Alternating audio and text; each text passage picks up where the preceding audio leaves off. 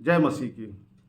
प्रेरितों के काम उसके 13वें अध्याय और उसके 15वें पद में हम अगर पढ़ते हैं तो हम देखते हैं कि जब पौलुस और उसके साथी यात्रा करते हुए अंताकिया नामक स्थान पर पहुँचे, सब्त के दिन वहाँ पर आराधनालय में गए।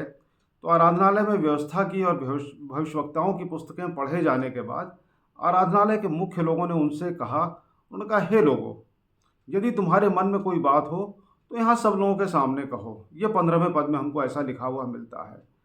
पौलुस ने इस अवसर का लाभ उठाया और उन्होंने मिस्र की गुलामी से मूसा के द्वारा निकाले जाने के समय से और स्वतंत्रता के समय तक ला करके प्रभु यीशु मसीह के बारे में बताते हुए सारी बातें उनको खोल करके बताई। ये एक बड़ा सुअवसर था जिसका पौलुस ने लाभ उठाया। और जब ये सारी बातें वो बता चुके जो हमें 15वें अध्याय में पढ़ने को मिलती हैं, तो हम आगे एक बड़ी अच्छी चीज़ देखते हैं। यहाँ पर लिखा हुआ है आगे जा कर के कि वहाँ के लोगों ने उनसे निवेदन किया कि अगले सप्त के दिन आ करके ये बातें फिर से हमको बताना। अगले सप्त के दिन आ करके ये बातें फिर से हमको बताना। हम यहाँ पर एक चीज़ देखते हैं कि अंताकिया की कलीसिया के मन में प्रभु यीशु मसीह और परमेश्वर के बारे में जानने के लिए कितनी उत्कट इच्छा थी।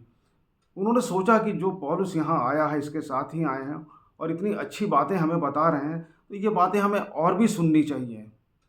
मित्रों, इफिसियों की पत्री में लिखा हुआ है 5वें अध्याय 18वें पद में, आत्मिक उन्माद में भरे रहो। ये कलीसिया आत्मिक उन्माद में भर गई जिस समय उसने परमेश्वर के वचन से पौलुस के और उसके साथियों के द्वारा सुना। और उन्होंने कहा कि अगले सप्त के दिन फिर हमको ये बातें सुनाना। आज हम और आप क्या इसी उन्माद में भरे हुए हैं?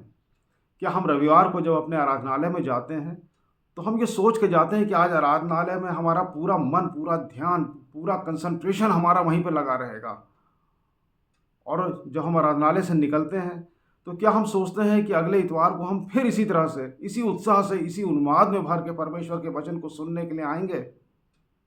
अगर हम ऐसा नहीं करते हैं तो आराधनालय में हमारा जाना एक रस्म परस्ती है। रविवार के दिन हमें सवेरे से ही अपने आप को प्रार्थना करके तैयार करना चाहिए कि हम आराधनालय में जा रहे हैं, वहाँ से परमेश्वर की आशीष लेके वैसे ही आएंगे जैसे कि अंताकिया की कलीसिया को मिली थी। और वचन बताता है कि चेले सबसे पहले अंताकिया में मसीही कहलाए। हम आज जो मसीही कहलाते हैं, क्रिश्चियन कहलाते हैं, सबसे पहले इसी अंताकिया की कलीसिया में मसीही नाम दिया गया था।